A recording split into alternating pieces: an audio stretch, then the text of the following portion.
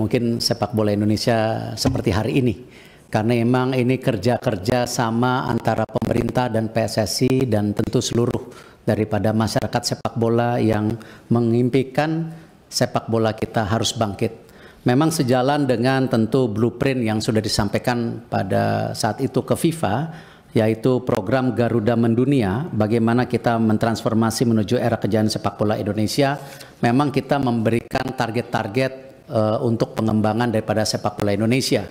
Seperti contoh, kita juga memaparkan kepada FIFA waktu itu bagaimana juga tidak hanya membangun yang putra tapi juga yang putri, di mana contoh target-targetnya untuk tim putri ini lolos FIFA U17 World Cup tahun 2030, 2031 lolos Olimpiade, 2032 lolos FIFA U20 dan juga lolos Piala Dunia Putri 235 tahun 2035. Untuk yang putranya seperti ada di data di atas, waktu itu 2031 lolos Piala Dunia, lalu 2033 lolos Piala Dunia U20, 2036 lolos Olimpiade, 2038 lolos Piala Dunia. Dan tentu rencana ini juga dibagi menjadi 3 fase. Slide berikutnya, di mana tentu tadi disampaikan oleh Pak Menpora short term, ya, diwakilkan Pak Wamen. Terima kasih Pak Wamen dukungannya. Ini sama-sama tim Olimpiade London waktu itu. Di mana 2023-2028 waktu itu fase pengembangan, lalu juga midterm. Di situ ada tentu dalam kategori fase stabilitas, lalu juga masuk ke golden era di 2034-2045. Nah, memang ini semua karena momentum. Kita tidak pernah terpikir kita mendapatkan sejarah yang luar biasa. Waktu itu diawali dengan tim SEA Games kita yang sudah 32 tahun juara SEA Games. Lalu kita PSSI mendorong, ya, di mana pertama kalinya, slide berikutnya, kita tim U17 kita, tim U20 kita, tim U23 kita, semua termasuk yang senior ini bisa masuk ke Piala Asia. Ini pertama kali, tidak pernah dalam sejarah kita semua tim kita masuk. Sekarang yang putri pun sedang bertanding. Kemarin alhamdulillah juara AFF, kita lagi coba nanti kualifikasi Piala Asia. Nah, karena program yang didukung oleh pemerintah dan tentu semua supporter sepak bola, apakah pembelian merchandise, sponsor, ini sebuah momentum yang tidak pernah dipikirkan, terlepas daripada roadmap yang kita sudah paparkan kepada waktu itu kepada FIFA. Slide berikutnya. Nah, di sini sebagai contoh, di mana kemarin di U16 kita juara 3, sehingga kita bisa masuk Piala Asia, dan ini sekarang timnya sedang training camp. Akan ada beberapa pertandingan nanti di UAE, lalu di Saudi. Kalau sampai kita masuk 8 besar di Piala Asia, artinya kita lolos Piala Dunia. Artinya sebuah terobosan yang mestinya targetnya di tahun 2030-an. Nah, lalu di U20 sama, kemarin ternyata kita juara 1 Piala AFF U19. Yang sebenarnya untuk U20 sendiri targetnya sebenarnya lebih rendah dari yang U17. Ternyata juara. Nah, akhirnya kita lolos juga Piala Asia. Tapi sayang di fase grup kita kalah. Dan memang ke Piala Dunia itu untuk Piala U20 cukup berat karena 4 besar. Kalau yang U17 8 besar.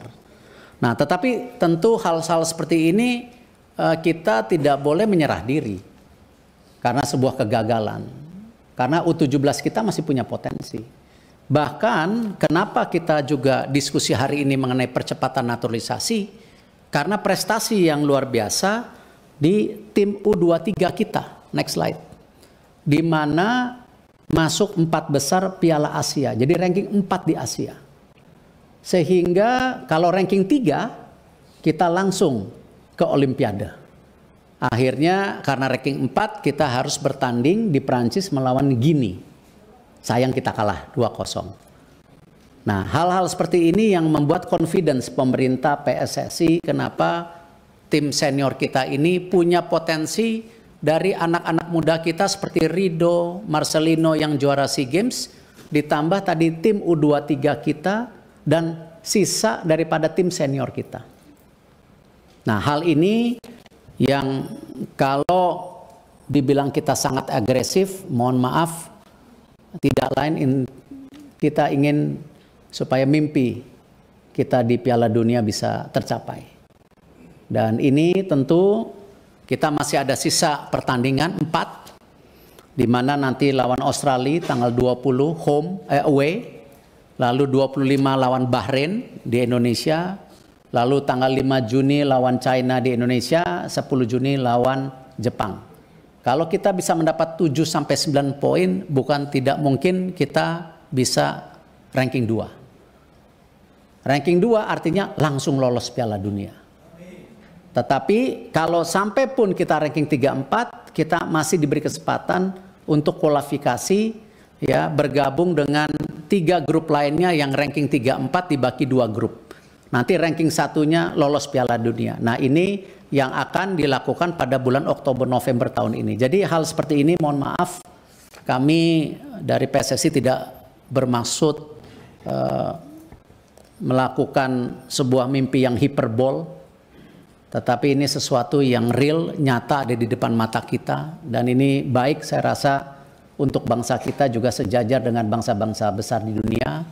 Dan kami tentu perkembangan tim nasional senior ini juga tetap kita lakukan bagaimana terus membangun regenerasi tim nasional melalui program pembangunan usia dini, yang mungkin pada kesempatan berikutnya, slide berikutnya, saya berharap saya diberi waktu paparan lebih lebar. Kemarin terima kasih para pimpinan Kapoksi sudah hadir. Mungkin tidak fair para pimpinan kalau kita juga tidak mengajak seluruh anggota untuk melakukan FGD, ya, karena memang kebetulan ada mungkin 30 halaman yang tidak mungkin saya presentasikan saat ini. Dan insya Allah niat baik, nawaitu baik dari bapak-bapak ibu yang hadir kita tidak akan salah gunakan. Ini sekedar memang bagaimana kita memastikan mimpi kita sebagai bangsa bisa setara dengan bangsa-bangsa dunia. Terima kasih. Wassalamualaikum warahmatullahi wabarakatuh. Waalaikumsalam warahmatullahi wabarakatuh. Terima kasih Pak Ketua Umum PT. Download Tribun X sekarang, menghadirkan lokal menjadi Indonesia.